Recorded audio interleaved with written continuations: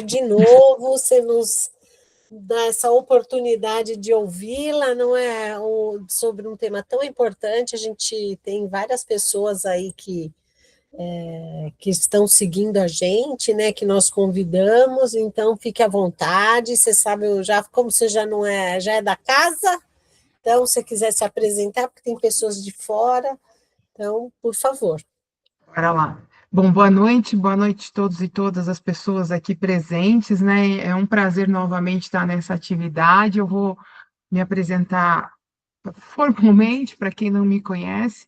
Eu sou Fabíola, sou pediatra da disciplina de Pediatria Geral e Comunitária, aqui do Departamento de Pediatria da Escola Paulista de Medicina, e participo, né, desde o início aí dos processos ligados aos materiais, às discussões desse projeto aí, que é um projeto tão interessante, tão legal, e eu acho que ele caminha a passos largos aí para ter bons frutos, e isso é uma oportunidade muito boa da gente se encontrar aqui de terça à noite, para falar desses tópicos que são tão relevantes, né? Então, hoje eu vou conversar sobre amamentação, especialmente o manejo na prática clínica.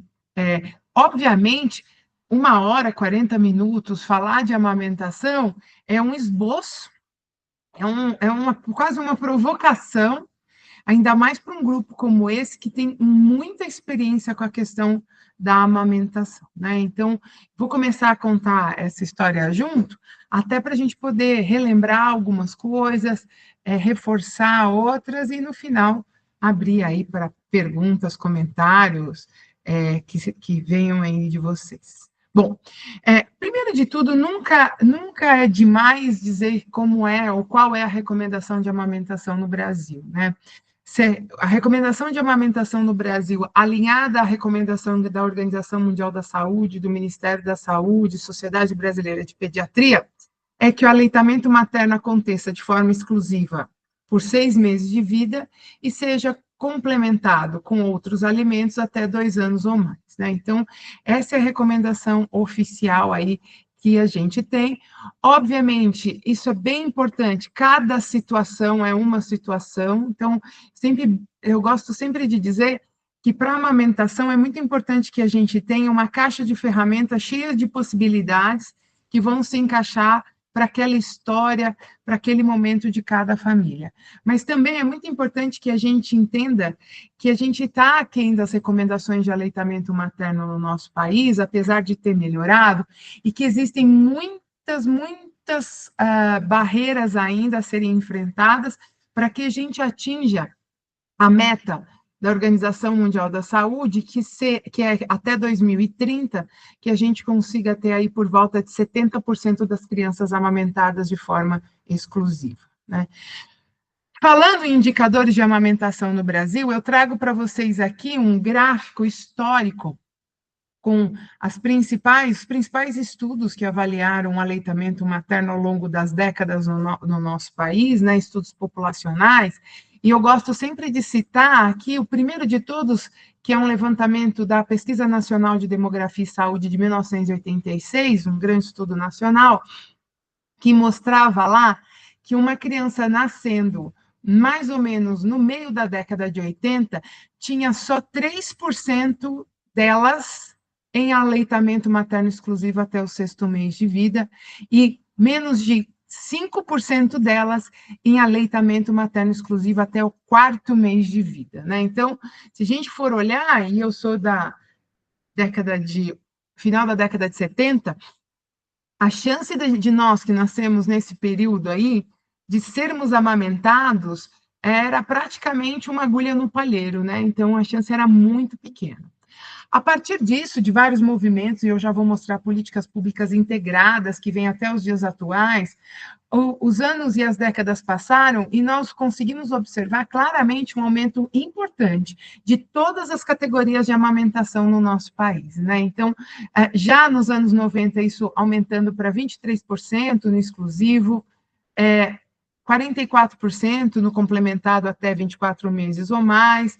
Em 2006, a última PNDS, e mais recentemente, os últimos dados oficiais brasileiros, mostrando que nós estamos com 45,7% de amamentação exclusiva até 6 meses, e 60% aí das crianças tendo algum tipo de aleitamento materno até 2 anos ou mais. Como é que é feita essa pergunta?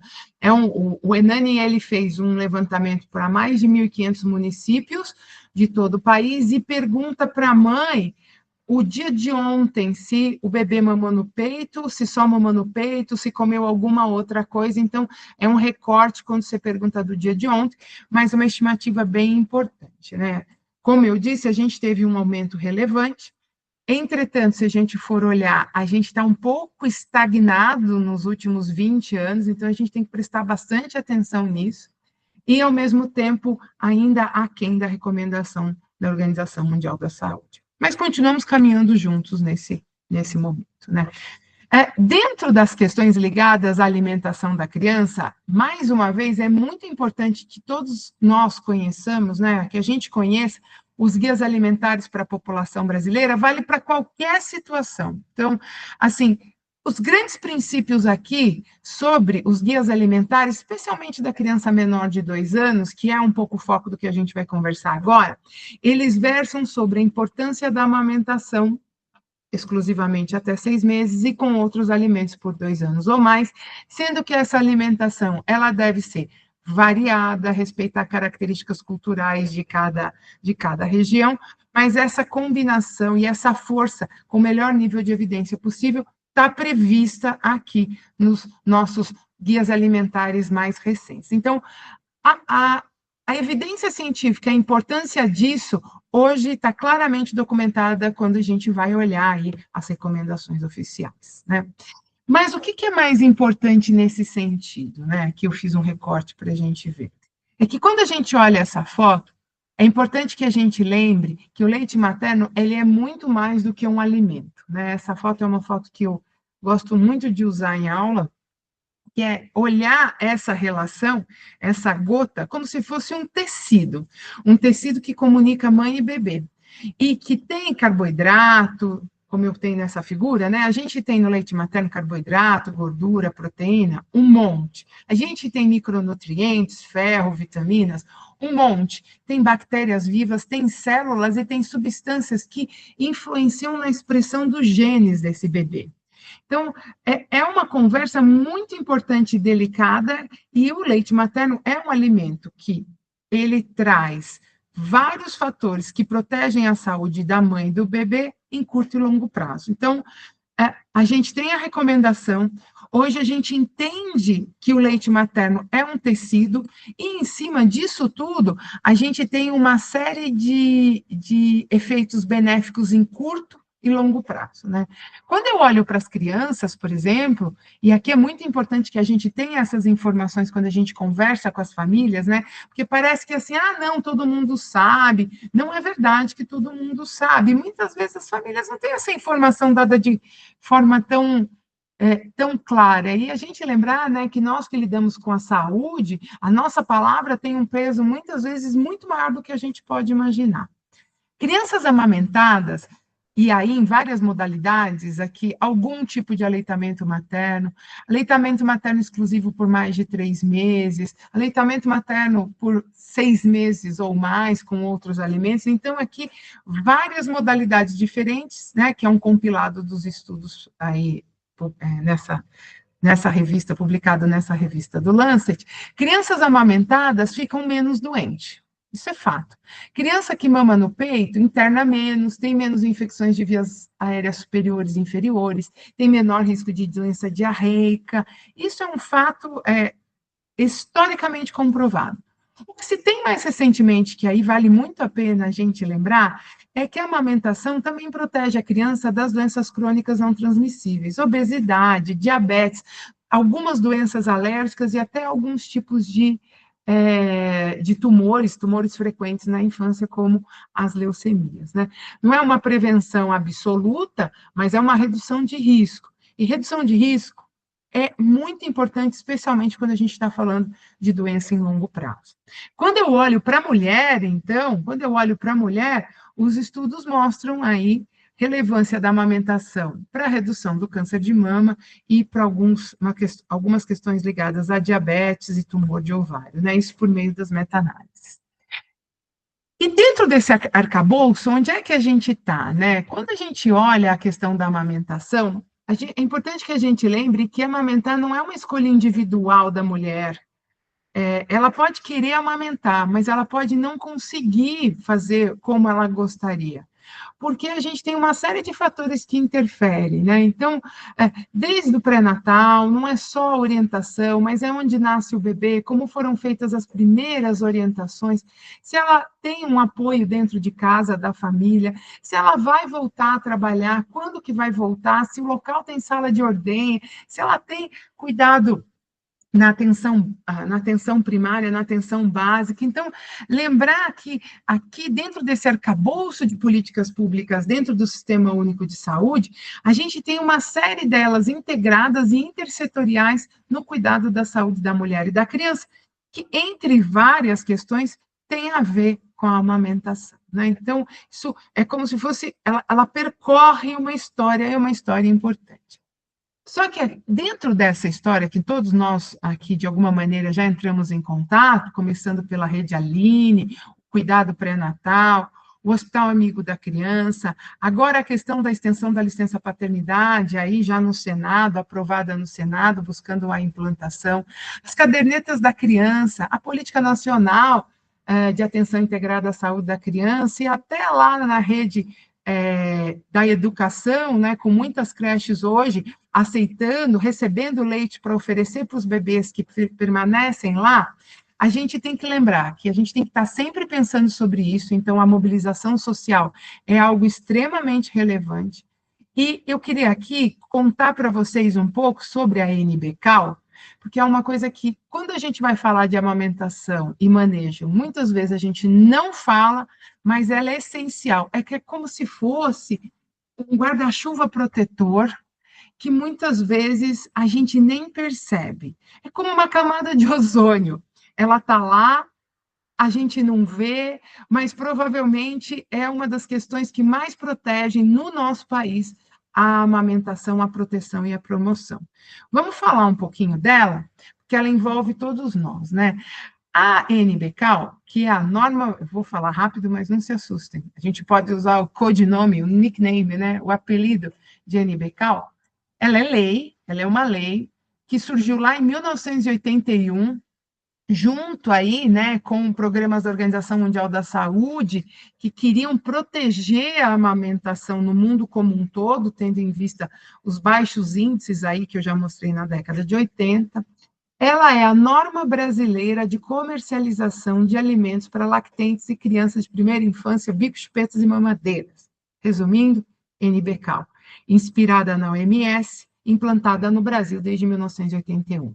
O que é importante da NBCal? Ela regula as práticas abusivas de propaganda e marketing da indústria de alimentos, mamadeiras e bicos, visando proteger a amamentação. Então, aqui a gente tem alguns produtos envolvidos nessa lista, que são produtos que podem ser utilizados para a criança em alguns momentos aí da vida dela, mas que é muito importante que eles tenham a sua divulgação, a sua propaganda com regulação e regulamentos muito claros para não desincentivar aquela mulher, aquela família que gostaria de amamentar. Então, um exemplo que eu gosto de usar nessa situação é refrigerante. Todo mundo sabe que refrigerante não faz bem para a saúde.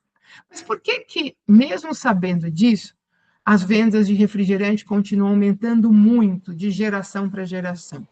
Muito se dá por causa da propaganda, né? É comercial no final do ano com um ursinho branco.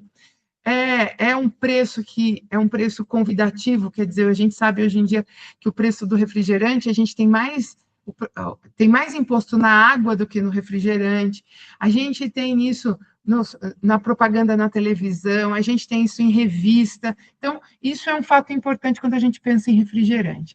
Imagina que se para fórmulas infantis, bicos, chupetas e mamadeiras, a gente não tivesse regulação nenhuma e cada um fizesse propaganda do jeito que acha melhor.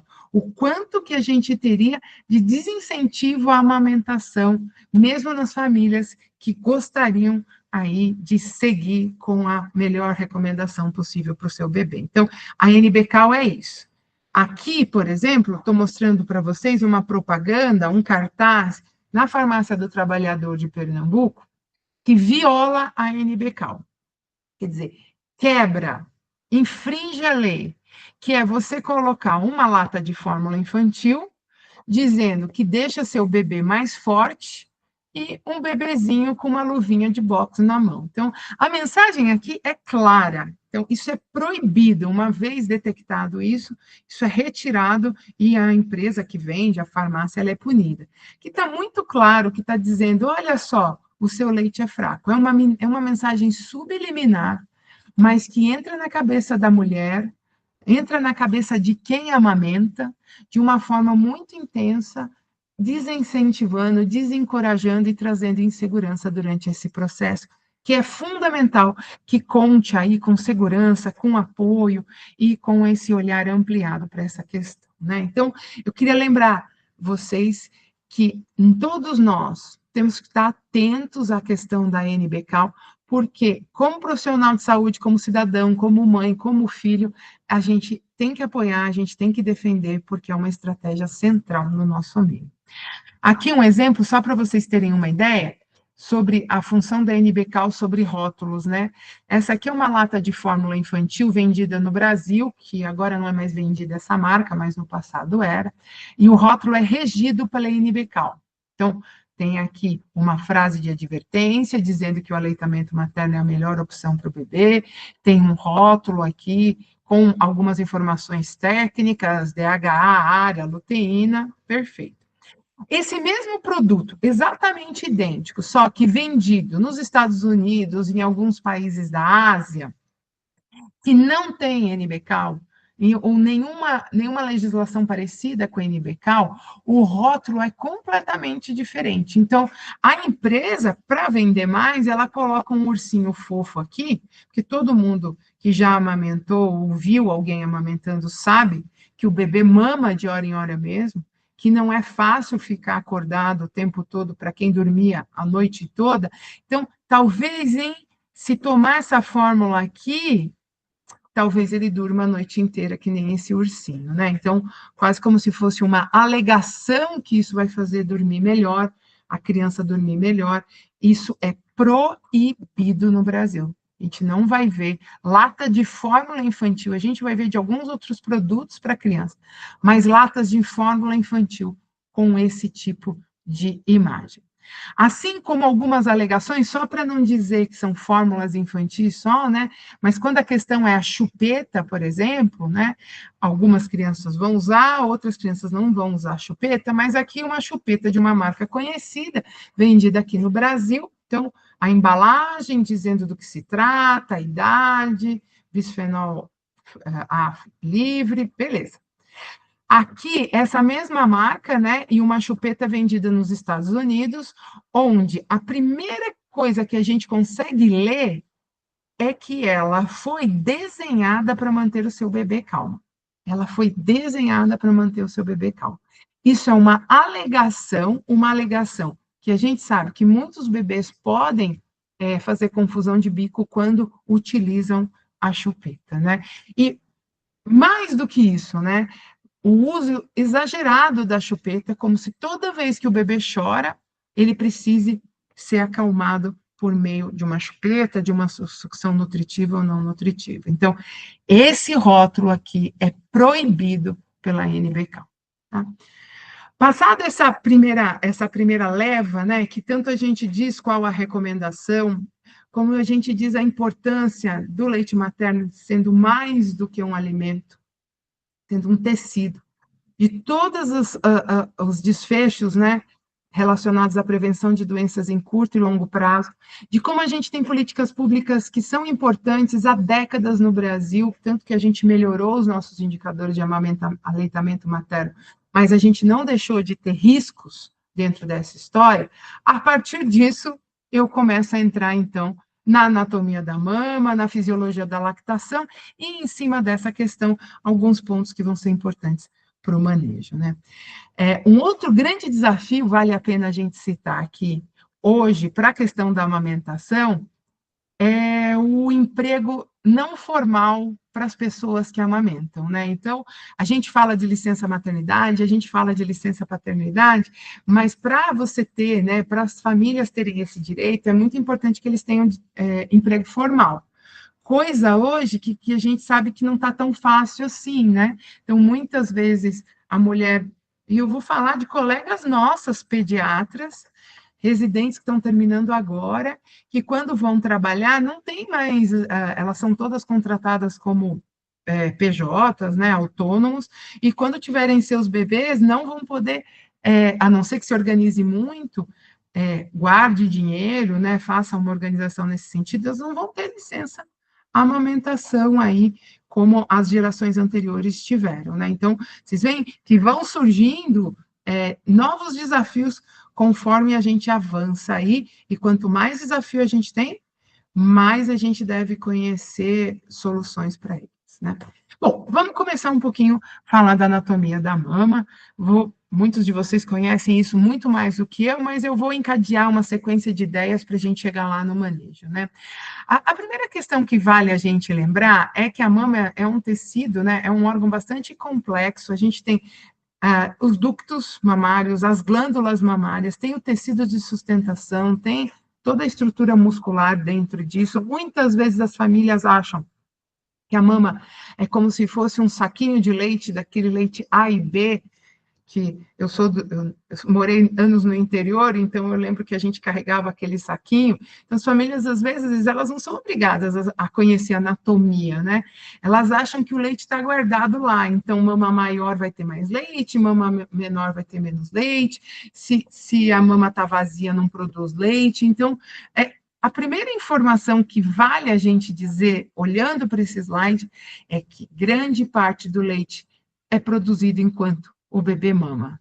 A gente tem depósitos, sim, de leite atrás da areola, aqui onde essa moça está fazendo essa compressão e onde vem esses vários jatinhos, que são os depósitos de leite. Mas a quantidade de depósito de armazenamento não é muito grande, porque o nenê começa a mamar e grande parte do leite vai sendo produzido enquanto ele mama. Então, essa informação é muito importante, porque é uma conversa muito fina entre a técnica de amamentação e a produção de leite, quer dizer, o ajuste da necessidade do bebê conforme as suas necessidades, né? Então, mais uma figura só para a gente ver, né, uma figura interessante, onde a gente tem aqui as glândulas mamárias, a gordura, o tecido de sustentação aí, mostrando que não tem muito espaço para armazenar.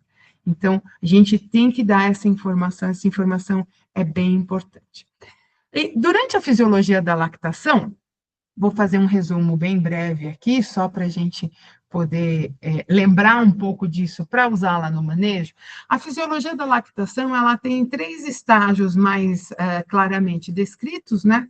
A lactogênese 1, que é a fase onde a mama se prepara para a lactação, então eu estou falando daquele momento da gestação, onde a gente tem uma série de aumentos, uma série de modificações hormonais que servem para que aquela mama organize os lóbulos das glândulas, há uma ramificação dos ductos lactíferos. Entretanto, não há uma produção, em situações habituais, não há produção de leite naquele momento.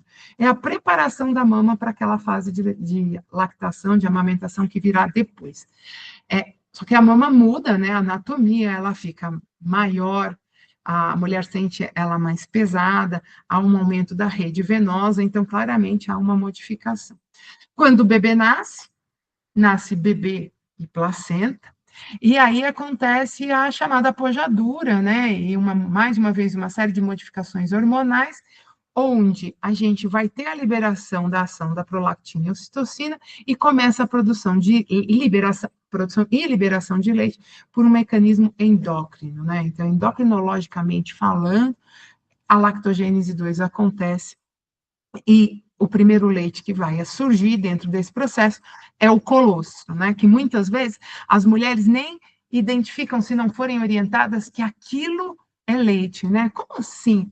vai ter a descida do leite. E quando fala em descida do leite, todo mundo vai pensar quase como se fosse uma cachoeira.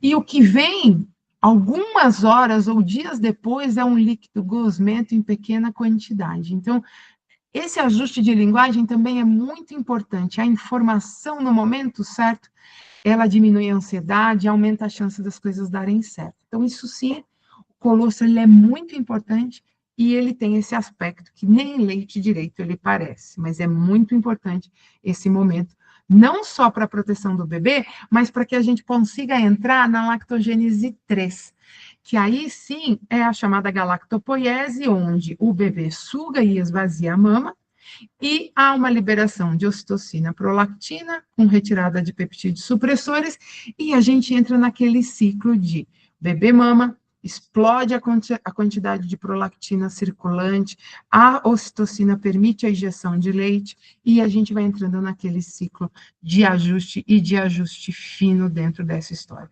Por isso que é muito importante, quando o bebê nasce bem, que seja feito o clampeamento oportuno do cordão umbilical, que ele seja colocado em contato pele a pele com a mãe, que ele já caminhe naquele momento que ele está mais acordado para a mama, para fazer essas primeiras interações, mesmo que ele não mame efetivamente, até porque muitas vezes nem aconteceu a apojadura, mas esse contato e essa liberação hormonal e neurotransmissão vai ser fundamental para que ele consiga entrar aí na lactogênese 3 e a mulher também, e a pessoa que amamenta também de forma mais segura, né? Então, aqui eu tenho uma figura só para a gente lembrar, né? O bebê suga, manda um estímulo lá para o sistema nervoso central da mulher para a produção de prolactina e ocitocina. Prolactina vai garantir a produção de leite e ocitocina a liberação de leite. Junto com isso, uma série de outras substâncias neurotransmissores agem aqui em sistema nervoso central, modulando esse feedback. Um deles é a dopamina. Então, se a mulher não tiver apoio, se ela estiver insegura, se tiver outras questões associadas, existe sim a possibilidade de redução da produção de leite. Então, o estado de saúde mental daquela pessoa que amamenta é muito importante para que ela consiga fazer aquilo que é o nosso sonho, que é a amamentação sobre livre demanda, sem usar nenhum tipo de complemento, né? Um outro ponto que é muito importante, já que a gente lembrou bastante agora do que é a anatomia e a fisiologia da lactação, é qual a técnica, né? Qual que é a melhor técnica para que o bebê consiga esvaziar a mama, ou mamar bem, né? Sem dor, sem trauma, e produzindo leite segundo a necessidade dele, né?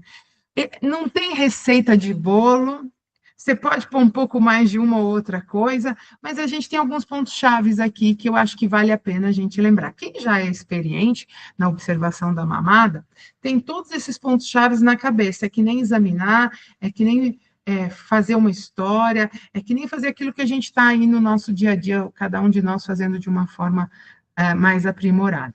Mas se a gente ainda não tem toda essa experiência, vale a pena a gente relembrar os pontos chaves da mamada. Lembrando que todo bebê deve ter a sua mamada observada, né? Observar na maternidade, observar na primeira consulta, observar em algum outro momento, especialmente quando surge uma queixa, observar para dar os parabéns para aquela família. Todos esses momentos são importantes e trazem aí a força da relação, né, que nós temos aí com essas famílias quando é o cuidado integrado da mulher e do bebê. Dentro dos pontos chaves, eu queria só lembrar aí 2 blocos que aqui estão apresentados, né? Então, a gente, durante a mamada, deve observar posicionamento, pega e sucção. Não é só pega, né? É posicionamento, pega e sucção. Toda vez que eu estou com os meus residentes, eles me dizem assim, o neném não está pegando direito. Não, não quero saber só de pega. Eu quero saber de posicionamento, pega e sucção.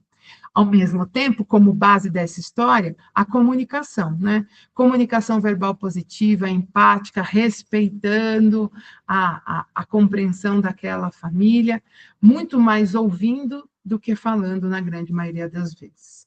Em relação ao posicionamento, alguns pontos chaves aqui, o bebê ideal, a melhor forma de se posicionar é ele de frente para a mama, o corpo próximo, corpo, cabeça e tronco alinhados, né? É muito mais fácil para que ele possa posicionar, sendo que o corpo e as nádegas podem estar, né? É mais fácil quando eles estão apoiados. Em relação à pega, a areola fica mais visível na parte de cima, a boca fica e deve ficar bem aberta, como se fosse uma ventosa. Eu, às vezes, uso essa palavra com as famílias para que elas possam compreender, porque os lábios, eles trabalham muito menos na amamentação.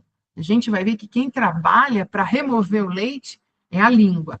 E o lábio inferior ele fica evertido, fica dobrado para baixo, fazendo um vácuo, inclusive, né? Os bebês muitas vezes têm um calinho na parte interna do lábio inferior, mostrando que eles estão mamando bem. Se eu tiro essa criança desse momento aqui, né? Então, queixo toca a mama, se eu tiro essa criança desse momento, vai fazer até um barulhinho que vocês já conhecem, né? Um barulhinho assim, porque tem um vácuozinho ali que propicia que esse bebê consiga mamar. Se a gente for observar, a ponta do bico, né, a ponta do bico da mama dessa moça, dessa mulher, das pessoas em geral que amamentam, ela toca o palato mole. Então, o bico do peito está ali, encostando no palato mole, porque o bebê abocanha a areola e o bico se forma dentro da boca dele. Em relação à sucção, né, a gente tem a observação de que está indo bem a sucção, porque a bochecha fica arredondada, porque a boca encheu de leite. A sucção é profunda, e se você chegar bem pertinho do nenê, é capaz de você escutar o estalido de engolir, você consegue ouvir esse nenê engolindo, né? E se isso tudo acontece da melhor forma possível, a língua, representada aí o movimento da língua por essa flechinha, consegue extrair o leite dessa mama da melhor forma possível, né? E as posições, né? Aqui estão as regras, não são regras, na verdade, são os principais pontos que devem ser observados. Dá para fazer isso daí na posição tradicional, dá para fazer a sequência de observações na posição a cavaleiro, do cavaleiro também chamado, na posição invertida, quando você tem aí a famosa posição da bola de jogador de futebol americano, que carrega o bebê como se fosse essa bolinha, dá para fazer deitada. Então, assim, não existe uma regra precisa, cada mulher vai se sentir melhor dentro do processo da amamentação, assim como o seu bebê. Mas é importante que a gente conheça aí os pontos básicos a serem observados, né? E por isso que a gente tem esse formulário proposto pela OMS, tem vários outros formulários propostos, eu trouxe esse, né, que por um lado mostra quando vai tudo bem na mamada, ou quando parece que está tudo bem do ponto de vista da mulher, do bebê, da pega, da posição e da sucção, ou quando aparece alguma dificuldade. Existem algumas publicações, alguns estudos que mostram assim, se a mamada está doendo para a mulher, é porque já tem alguma coisa que precisa ser vista, alguma coisa que é importante que seja orientada. Um outro olhar importante que vale a pena a gente conhecer, é o olhar sobre o protocolo de Bristol, que é a avaliação da língua do bebê. Então, a gente teve uma epidemia aí de correção, de anquiloglossia, dos bebezinhos fazerem pequenas cirurgias para a liberação da língua, mas, assim, a grande maioria das vezes, durante o processo de adaptação, de crescimento do bebê, a posição da língua fica adequada para que ele consiga realizar a amamentação da melhor forma possível, né? Mas só aqui para vocês verem, né? Porque quem vai lidar com a amamentação vai ouvir falar de protocolo de Bristol. Aqui nesse protocolo a gente tem 0, 1 e 2 e 4 observações em relação à posição da língua do bebê. Qual a aparência da ponta da língua, onde o freno lingual está fixado, o quanto a língua consegue se elevar quando o bebê chora e a projeção da língua, né? Então, aqui, 2 para cada um desses itens, o máximo que o bebê ganha é 8 de pontuação, onde está tudo bem. Quando ele ganha 5 nessa pontuação, quer dizer, vai vindo para essa direção, pode ser que você tenha alguma questão de manejo ou um olhar diferenciado sobre essa posição da língua em relação ao impacto da amamentação.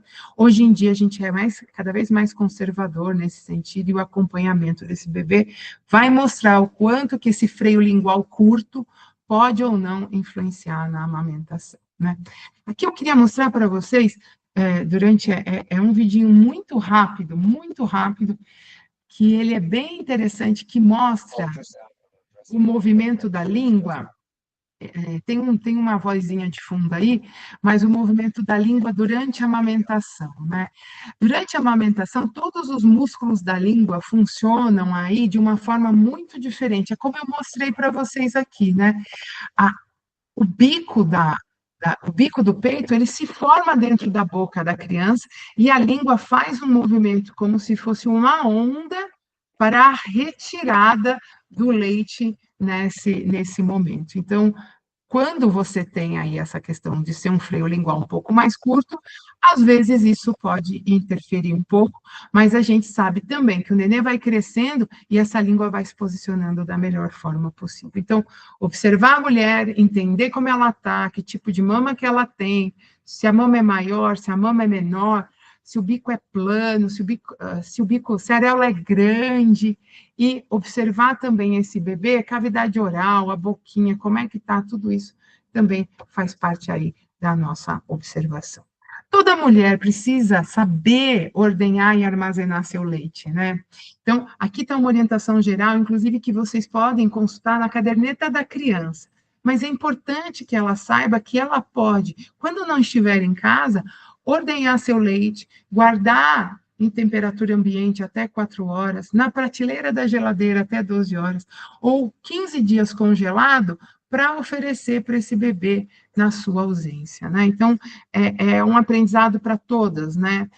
E é muito importante que ela saiba fazer a ordenha manual. As bombinhas são bem-vindas, muitas delas funcionam muito bem, agilizam o processo aí de ordenha para as mulheres, mas ainda a maioria, as melhores, né, bombinhas, elas são caras e não são acessíveis para todas as famílias, né? Então, e mesmo para quem é dentro da acessibilidade, mesmo quem tem acesso a essas bombinhas, é muito importante que saiba fazer a massagem, a ordenha da mama, a ordenha da areola para deixar macia e depois a ordenha para armazenamento ou qualquer uma outra situação. Então, esse é um ponto muito importante que a mulher, né, deve saber, e a gente, como profissional que vai lidar aí com situações de amamentação, saiba orientar. Um outro ponto que é muito importante e que às vezes interrompe a amamentação de forma abrupta é quando você tem mulheres usando remédios. Que aqui estou falando de medicamentos e durante o momento da nutriz, né, durante o período da amamentação, a mulher está sujeita a ter que usar alguns medicamentos. E muitas vezes, na dúvida, as pessoas dizem, não, esse remédio não pode ser utilizado durante a amamentação. E a gente vai ver que a grande maioria de todos os medicamentos podem sim ser utilizados durante a amamentação. Para saber, para consultar essa informação, não usem a bula. Não usem a bula. Utilizem esse documento agora novinho, atualizado do Ministério da Saúde, amamentação e uso de medicamentos e outras substâncias, aqui incluindo algumas substâncias ilícitas aí, que muitas vezes a gente se depara com essa situação, medicamentos para melhora da saúde mental, também aí esse documento ampliado, onde aparece da seguinte maneira, né? Azitromicina. Pode amamentar? Sim. Verde, tranquilo, tem dados limitados, mas não tem nenhuma informação de efeito adverso. Aí vem a eritromicina. Quando tem dados limitados, eles colocam ou alguma evidência de que passe um pouco mais durante o aleitamento, eles colocam em amarelo, mas isso continua sendo permitido para amamentação. Quando que não vai ser permitido, ou vamos dizer, não indicado, né, que isso também é uma conversa que vai ser junto com a família, é quando o medicamento ele está vermelho. E muitas vezes Só de você observar que está vermelho, você pode achar uma outra droga, um outro medicamento dentro daquela mesma classe, né? Então, essa informação é muito importante que seja compartilhada, né? Dizer que é para parar e depois voltar é muito mais complicado do que a gente conseguir fazer a melhor orientação possível. Para doenças infecto-contagiosas, cada doença é de uma maneira, o que a gente tem ainda contraindicação é para mulher de amamentação, é para mulheres HIV positivo e HTLV 1 e 2, né, que são aí infecções virais, para todas as outras situações. Ou a contraindicação é temporária, né, situações de infecção viral, bacteriana, ou a contraindicação, ela precisa ser dialogada, então ela não é absoluta, tudo depende de um diálogo. Então, consultar também vale muito a pena antes de dizer não pode, porque na grande maioria das vezes, tanto para doenças infecto-contagiosas aí, guardadas essas que eu citei, assim como para medicamentos, a amamentação é permitida.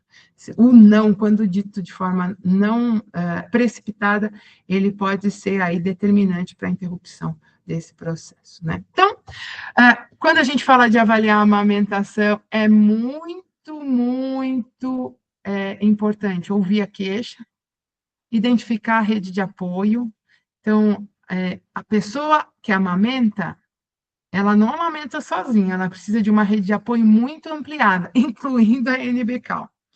Importante que quando você está avaliando a amamentação, você não olhe para um lado só, olha para a saúde da criança e da mãe, olha para as mamas. Então, quer dizer, pode ser que eu não seja habilitado a examinar a mama, mas se a mulher quiser mostrar, se ela se sentir bem, para você ver como que está a mama, muitas vezes tem fissuras, tem traumas mamilares, ouvir um pouco o que ela tem para, ouvir bastante o que ela tem para contar naquele momento e o que está significando para ela, bota o bebê para mamar, observa, fala pouco, e no final faz o acolhimento empático, né? Faz as orientações dentro da caixa de ferramentas que melhor se adequa para cada uma dessas famílias, né? Então, para terminar, eu gosto muito de usar as imagens da Tarsila do Amaral, porque parece que foram feitas para crianças e por crianças, né? Então, lembrar que aqui tem um bebê amamentando dentro de um contexto que tem muitas outras pessoas junto, crianças maiores, crianças menores, e que esse olhar não dá para isolar essa figura fora do contexto da casa, da família, onde ela mora, o que ela deseja, e todas essas questões que a amamentação, para nós, seres humanos, ela não é instintiva, como pode ser para outros animais. Nosso cérebro pensa muito, ele ficou muito grande, complicou muito.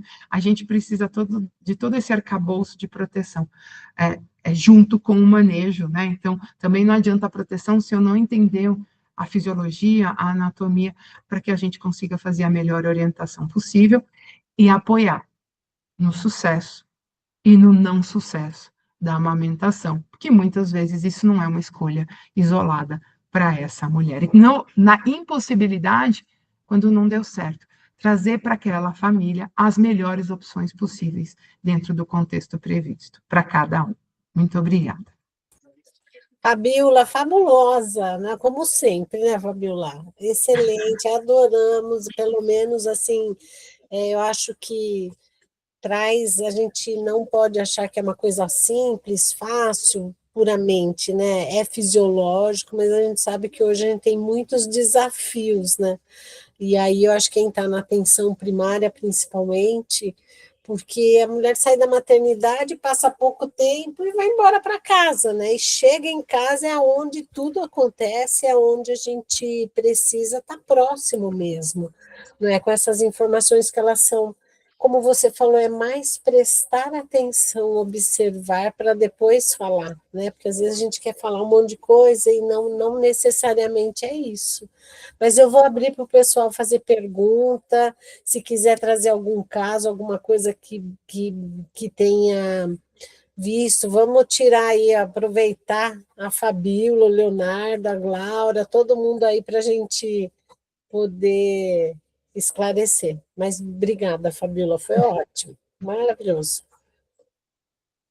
E até, né, Cris, uma coisa que eu não falei enquanto as pessoas aquecem, é, a gente tem muito mais recurso, proteção para amamentação, então, é, do que em outros países. Então, Sim, obviamente, por exemplo, é muito mais fácil amamentar aqui do que nos Estados Unidos. com Isso é um certeza. fato, É assim. fato. A gente ainda não está como deveria como está o bem-estar social na Noruega, na Suécia, onde tem todo um arcabouço.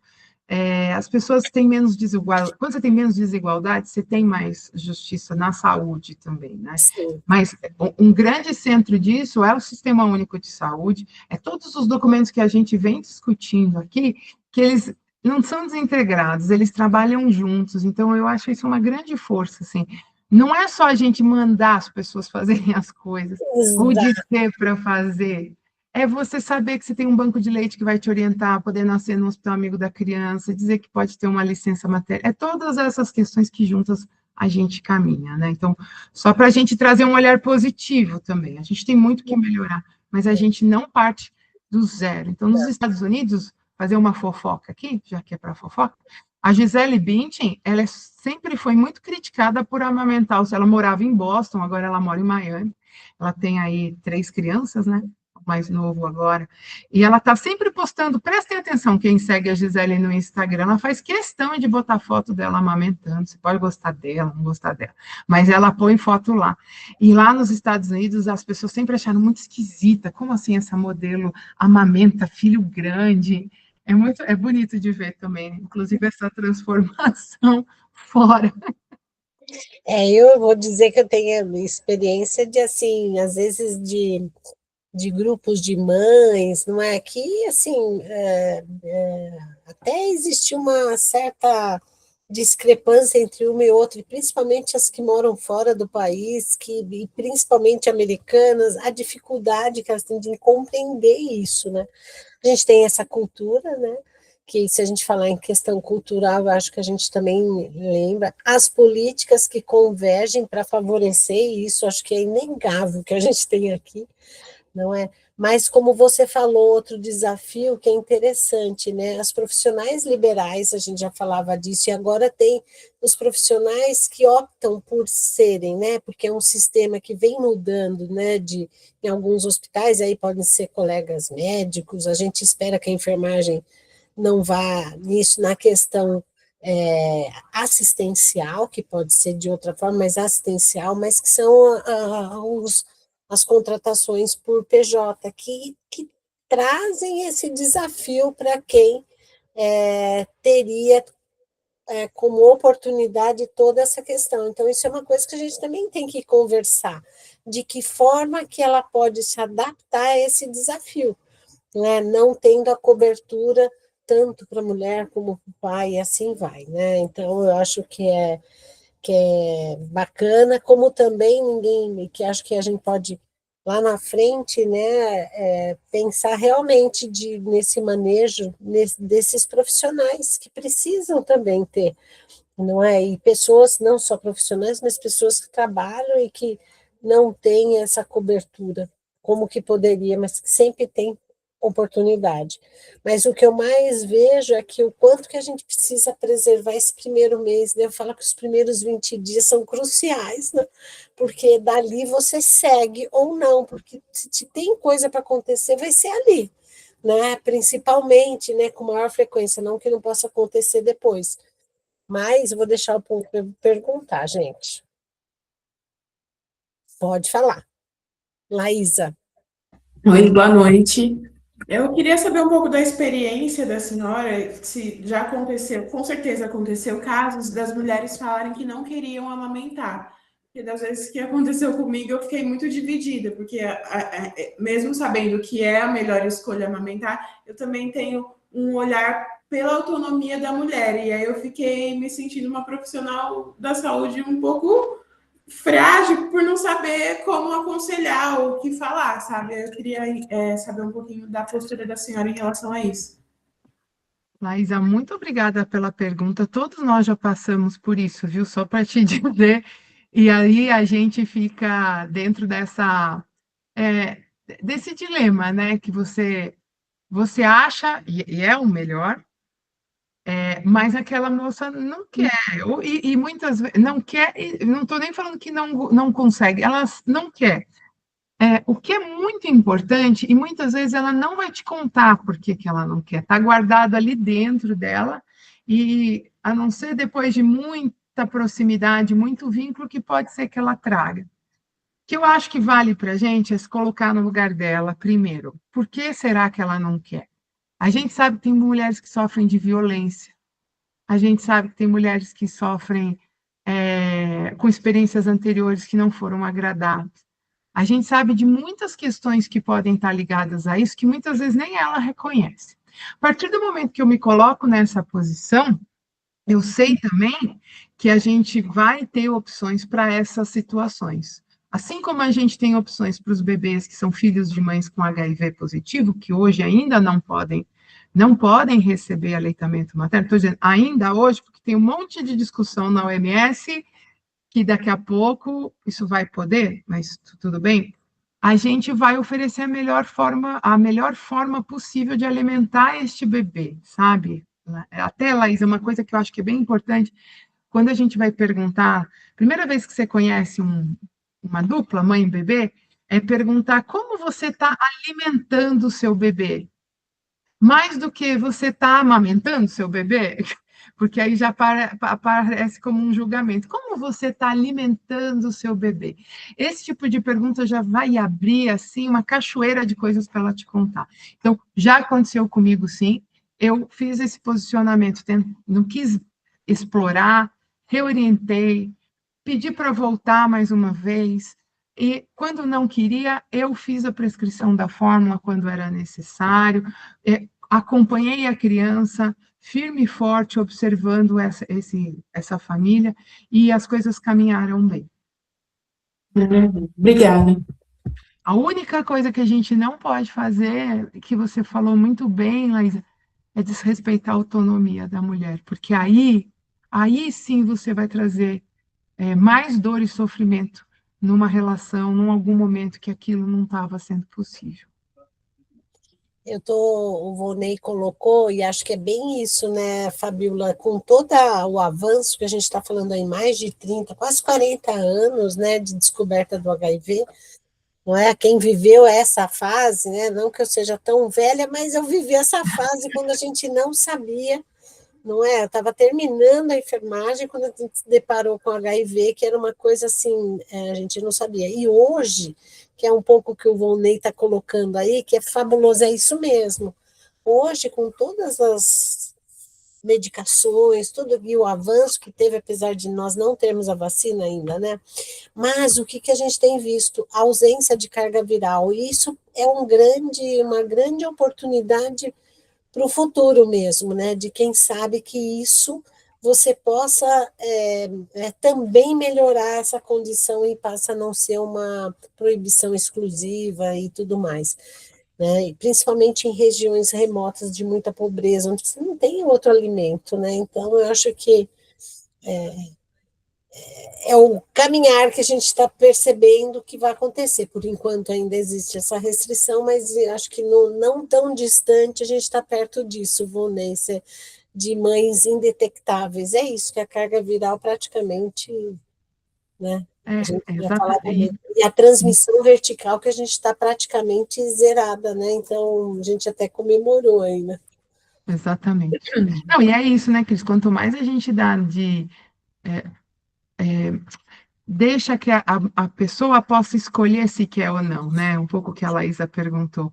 Dá aí um repertório de coisas para ela para decidir em conjunto com você. Então, essa coisa do HIV, ao contrário, eu vivi, ao contrário do que a Laísa perguntou, mas assim, nós vivemos isso, Cris, de ter muita mãe com HIV, que o maior sofrimento delas é quando nascia o bebê e elas sabiam que elas não podiam amamentar. Era duro, você tinha que instituir é duro ainda, né? Você tem que instituir as medidas protocolares ali para não amamentar. Muitas vezes nem se perguntou o que elas achavam daquilo. Nem se perguntou, viu, Laís? Assim, eu estou falando com você porque você fez. Nem se perguntou, nem se perguntou. Se de repente E porque, ok, era a informação que a gente tinha na época de saúde pública, e hoje se caminha para você minimamente perguntar. E eu acho que isso é trazer a amamentação para o lugar que ela merece, assim, né? Que não é obrigar ninguém a entender a importância e posicionar na experiência de cada um o que isso significa. Né? Isso. Estou vendo aí algumas pessoas do Amparo, se quiser falar alguma coisa, perguntar algo ou comentar algo, acho importante. E a Ruth também, hein, Ruth, da Geo Saúde, se quiserem trazer alguma contribuição, fique à vontade, porque aqui a gente é Tudo parça. exato.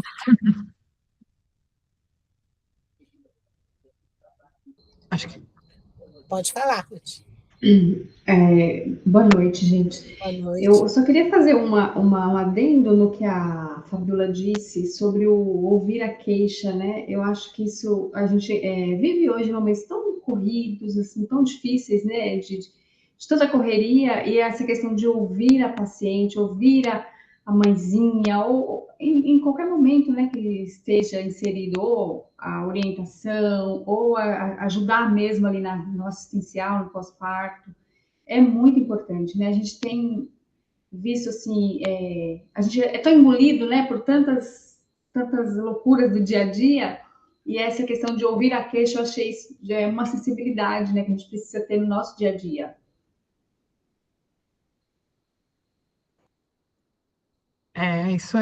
Isso é tão importante, né, Ruth? Porque às vezes a gente tem que ter, como eu falei, aquela caixa de ferramentas de informação. Mas a gente não precisa virar a caixa de ferramenta na cabeça da pessoa, porque senão você não vai conseguir passar. Então, cabe a nós, isso não só com profissional de saúde, hein? Todos nós aqui já lidamos com pessoas que amamentam, que podem ser da nossa família, podem ser nossos amigos, podem ser nossos filhos, nossos, né, irmãos, mas vem como se fosse um trator despejando uma caixa de ferramentas na cabeça da pessoa, isso só traz dificuldade. Então, tira uma, tira outra, argumenta, que a gente precisa tomar muito cuidado, que foi o que eu quis colocar da NBCal, não sei quantos de vocês já tinham ouvido falar da NBCal, é que ela é um protetor que a gente não reconhece, o que é ótimo. Então, você imagina uma mulher que está em dúvida se quer amamentar ou não, receber uma tonelada de propaganda dizendo que o produto A deixa mais inteligente, que o B não sei o quê, que a chupeta não sei o quê, para uma mulher que está sem dormir, porque o bebê mama, que está em dúvida da sua capacidade de amamentar. Então, assim, isso eu acho que é algo que a gente precisa ficar muito atento. A gente pode, a mulher pode não querer amamentar por desejo dela, ela pode escolher outras opções, mas não pelo desejo da indústria que produz e tem lucro com produtos que competem com a amamentação. Por isso que eu quis colocar a NBCal aqui, para vocês não esquecerem dela. Eu sempre falava também, Fabiola, que essa história que você comentou é fato, né, de não só da fórmula, mas fazer esse paralelo, o que é forte, o que é fraco, né, como aquela imagem que ela é muito, porque tem muito isso, a gente vê isso na prática clínica, não é, Leonardo, que é essa, o leite forte, como se eu brincava, sempre falei isso para os casais, sempre quando eu fazia orientação, que é isso, como se tivesse, você falou do saquinho, que vem lá do interior, né, Fabiola? Mas quando a gente olha para cá, a gente está falando do integral, semidesnatado, desnatado, como se isso existisse, e não é. Né? Então, assim, eu acho que isso é o chegar muito próximo, porque existe essa coisa, eu ouvi muito isso, entendeu? Então, é algo, ainda brincava, então deve ter a formulação sem lactose, que não sei o que, porque agora é tudo assim, e não é, e eu acho que assim, é bem isso, né? A gente ter isso, tirar essa coisa que perpetua, né? Porque vai de um para o outro, né? E com todas essas ferramentas guardadas, né, Cris? Três perguntas que eu acho que funcionam muito bem, pelo menos na pediatria a gente usa e funciona. Vamos ver o que vocês... como eu já coloquei, como você está alimentando o seu Achei bebê? fabuloso isso, porque você tira o peso também, né? Aí ela responde, aí você diz, você pensou durante a gestação que ia amamentar? Você pensou sobre isso? Porque, tipo, a decisão é uma coisa, um desejo, né? E a terceira coisa que funciona bem é quem amamentou na sua casa? Porque às vezes a mãe dela que amamentou 4 sabe mais do que eu. E a gente às vezes atende moças no ambulatório, tô 3, quem sou eu para falar qualquer coisa para ela, né? A gente precisa essa coisa da valorização daquilo que tem dentro de casa, do cuidado familiar, entendeu? Se eu tenho uma moça que a mãe amamentou, ela sabe muito mais do que eu nessa história, é uma parceira dentro. Então, a gente buscar essa rede de apoio positiva dentro de quem está mais próximo dela, né? Na UBS, a Glória vai falar, eu vou só... Jardim Aeroporto, a gente vai ali na UBS Jardim Aeroporto, né? É muito frequente, vocês conhecem, Cris também, que tem experiência, é muito comum as moças jovens virem com seus bebês pequenos, muitas vezes com companheiros que não são companheiros regulares, vamos chamar assim, né? Um namorado, alguma coisa, ou está trabalhando. As vós são muito jovens, então as vós estão trabalhando, porque hoje em dia não dá para ver da aposentadoria também, elas nem estão aposentadas. Elas vêm com as amigas. Então, um matriciamento ali, porque tem a moça com o bebê e 3 amigas de idade diferente, uma irmã e 2 amigas. Quando a gente vai orientar, a gente costuma já orientar todo mundo, porque assim, ali é a informação que dissemina e que leva para casa, e quando tiver o seu bebê, não só para amamentação, mas é porque elas têm muita curiosidade em relação à amamentação. Às vezes, o Léo e a Glória sabem, vocês também, às vezes as amigas, a irmã mais nova, elas perguntam mais do que a pessoa que está um pouco assustada sobre essas questões aí. Você fala já vou falar, Cláudio, de geração, a gente já entrou em casa que você tinha a menina de 12, a mãe de 24, e aí quando você vê, você já tem você já tem a outra geração, com menos de 50 anos, que seria bisavó. Então, isso é o que a gente encontra, realmente. Laura. Bom, gente, parabéns, Fabiola, pela aula, né? E eu fiquei pensando aqui que acho que uma coisa importante para a gente pensar na atenção básica e mesmo na atenção especializada é que a gente tem cada vez mais outras configurações de família que a gente precisa acolher, e a gente tem cada vez mais que atingir grupos que acho que a gente atinge menos na hora de falar de aleitamento, que são as mães com deficiência, mesmo as mães, cada vez mais a gente tem mulheres com doenças crônicas, mulheres que tiveram câncer, e que conseguem gestar e ter seus filhos, e que às vezes usam medicamento, então a gente tem o cuidado de olhar se é compatível com a amamentação, muitas vezes então a gente não contraindicar a amamentação quando isso é o desejo da mãe e não existe uma contraindicação formal, né? Então, é tudo um caminho para a gente acolher de uma forma integral, quando a gente fala de integralidade aí na saúde, esses grupos que a gente olha menos, né? Eles estão menos visíveis, né? Excelente, Maura, é isso aí. Mais alguém? Nossa. Laísa, por favor. Eu queria saber se a senhora sabe se a NBCal pode atuar sobre os conteúdos na internet, porque hoje, tudo bem que ele está voltado mais para o marketing, mas na internet, eu acho que o conteúdo que vem da internet consegue alcançar muito mais mulheres do que uma propaganda na televisão. E aí, às vezes, quando uma influenciadora engravida e ela posta a rotina delas, e aí o que chega pra gente mas a fulana faz assim, como se aquilo que a fulana faz fosse o mais correto do que o que a gente está orientando. Então, eu queria saber se a NBCal pode atuar sobre isso ou se tem alguma outra norma ou alguém que possa atuar sobre isso. Laísa, olha, você fez a pergunta de US$ 1 milhão para os dois lados da questão, e assim, não. A resposta é não. É, quando a NBCal foi criada e atualizada, nós vamos falar de 81, 2006 virou lei, 2015 e 14 foi regulamentado. Tinha isso de mídia social, Instagram, não tinha. Então, grande parte hoje das infrações não são infrações porque não está previsto na NBCal, mas de riscos, de impacto, estão nas redes sociais. Estão nas redes sociais e a coisa, blog é coisa da minha idade, não é mais para a sua, Laísa, que hoje não é isso, é TikTok, é o próprio Instagram e outros lugares que eu não conheço. O que eles têm feito, e olha como isso é importante, o Brasil tem uma organização que chama IBFAM, que é uma organização de proteção da amamentação. E o IBFAM, ele foi, junto com a Coordenação da Saúde da Criança, a doutora Sônia Venâncio e várias outras universidades, etc.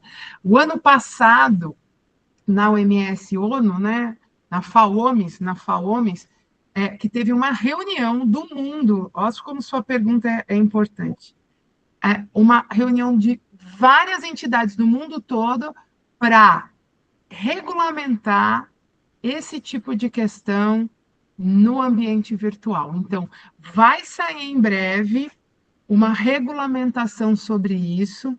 O problema é que as mídias sociais não são regulamentadas, né? Então, você não encontra arcabouço para isso, mas a NBCal tem tentado se atualizar para combater essa questão.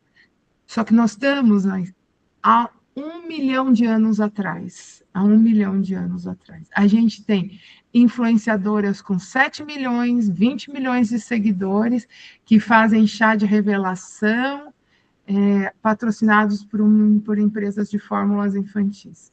A gente tem os robozinhos do Instagram e do TikTok buscando, por exemplo, algumas de nós que colocam lá, é menino, ou o ultrassom, o teste de gravidez no Instagram, o robozinho te detecta e ele fica jogando para você o tempo todo coisas de bebês. Você nem sabe o que você está recebendo direito aquilo e o robozinho está te jogando. Então, essa sua pergunta é o maior desafio hoje para a questão da amamentação.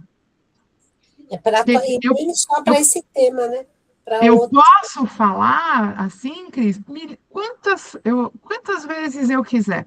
Agora, uma influenciadora, que vocês conhecem muito mais do que eu, que tem 50 milhões de seguidores, como é que quem está seguindo vai conseguir diferenciar uma coisa da outra, né? A palavra, como é que você consegue? Então, essa sua pergunta é fundamental. Desculpa, Cristina, como... Não, eu acho que a Laísa foi precisa, nas duas, essa inclusive. E eu acho que trazendo aqui para a nossa questão do SUS digital, é a oportunidade que a gente tem. Lógico que a gente tem que estar precisa para o que ela quer, não é para como que a gente chega até ela. Não dessa forma, mas de uma forma que eu acho que esse é o avanço que a gente precisa dar enquanto SUS digital. Chegar com a melhor informação para ela, porque, do contrário, elas recebem de várias formas, e aí as influenciadoras hoje digitais, elas... E o que posta é uma realidade totalmente diferente do que a gente espera e que entende, né? Mas é isso que está sendo posto mesmo, e não só para amamentação, para tantas outras coisas. E a Laísa não se apresentou? Ela é do PET? Ela é do especialista nossa. Então, precisa, Laísa, fica a dica aí para você aprofundar seu estudo sistemático nisso daí, porque a gente vai precisar de muitas respostas sobre isso, muitas. E não pode ser só quem é da mídia social, não pode ser só quem está na ponta, a gente tem que conversar de forma articulada para virar esse jogo aí. É para a amamentação, porque... e é para outras coisas, mas como o tópico é a amamentação, o grande buraco é a questão das mídias sociais nesse caso, porque a NBK não sabe o que fazer ainda, nem a OMS. Que avançou para além do que, né? Se a gente está falando de mídia social, ela ainda tem inteligência artificial, então a gente não tem esses marcos ainda tão definidos, né? Até que ponto? Cris, e você sabe, a gente não acompanha tanto, mas a Laísa provavelmente, pessoas da Então, geração dela várias acompanham. Mas as influenciadoras estão tendo vários filhos. Não sei se vocês repararam um pouco isso, que elas têm vários filhos, assim, e porque, olha só, vou dizer, porque elas que fazem isso, não são todas, hein? Mas muitas delas, isso dá engajamento. O que eu estou falando é muito duro, mas é verdade. Você tem um filho, aí tem a revelação, o nenê nasce, você faz isso, faz aquilo, faz aquilo, faz aquilo. Aí começa a perder. Você tem outro filho. Aí vai, entendeu? É muito sério isso, influencia muitas pessoas, né? Então, nessa questão da amamentação, é, é fatal. Mas cada vez que a Virgínia fala que estava grávida, eu falo, não, pelo amor de Deus. É isso que eu ia te falar, você já falou. É isso. É Você já exatamente falou o isso. nome. É sobre isso, assim. As pessoas estão ganhando muito dinheiro, furando e comprometendo a amamentação, que é o tema de hoje. É o que você falou. Eu não vou ver Fórmula Infantil na novela das 9, mas eu vou ver Fórmula Infantil nas publis diretas ou indiretas do Instagram e do TikTok da Virgínia. Se ela tiver mais um filho, eu não sei exatamente em que número ela está. É isso, e tantas outras que a gente precisa achar um caminho, né? Eu acho que é isso, achar um caminho que ainda é um grande desafio para todos. Nossa, muito. E não sei se o quanto que a legislação consegue abarcar tudo, né? Hoje a gente tem uma coisa ou outra, mas é muita coisa. Thaís. Cris, desculpa, eu levantei a mão, porque acho que a gente está caminhando aí para o encerramento, e eu queria pedir Isso. para todos que puderem acessar o nosso link de pesquisa e satisfação, porque a Fabíola foi maravilhosa e a gente gostaria de ouvir vocês também, o que vocês acharam, né, sobre esse momento. Então, se vocês puderem, antes da gente Colocar finalizar, né, isso, responderem o link que está nossa no voz. chat, eu agradeço. Até o nosso adiantado da hora, a gente quer agradecer. Se alguém quer falar mais alguma coisa, senão a gente, né, Thaís, vai encerrando mesmo. Foi muito bom. Fabíola, você vai ter que falar mais uma vez exatamente isso em Eu algum quero falar de comida para beber. Eu quero falar de Pode comida. sim, não, nós vamos falar esse também, ó, tá lá no tema. Porque eu quero falar de diversidade, eu quero falar da importância de respeitar a cultura, para a gente parar de ficar mandando todo mundo tomar chá de laranja, de suco de laranja lima, Cris. Eu aprendi suco de laranja lima agora, Nossa, pelo amor de Deus. Obrigada pelo começa com convite. os sucos e as papinhas, agora vamos ver o que é. E, nossa, Fabiola, vamos já marcar, porque quero sim, viu? Muito bom mesmo, Fabiola. Excelente, pessoal. Então, antes de vocês saírem, que vocês possam, eu já mandei o próximo convite, mas que vocês possam aí responder o nosso, toda vez a gente faz isso, que nos ajuda, né? Aí vamos melhorando ainda cada vez mais. Fabiola, ó, brigadão, viu? Foi excelente, maravilhoso como Boa sempre. noite, muito obrigada, viu? Tudo de bom aí para vocês. Leonardo, pode falar, Leonardo. Acho que Fale. Eu ele ia errou o reagir e botão. apertei o botão errado. Então tá bom, perfeito. Boa Pessoal, semana, obrigada obrigada, pelo boa convite. semana, viu? É. Até mais. Tchau, tchau. Tchau, boa noite. Tchau, boa noite. Vou esperar parar a gravação.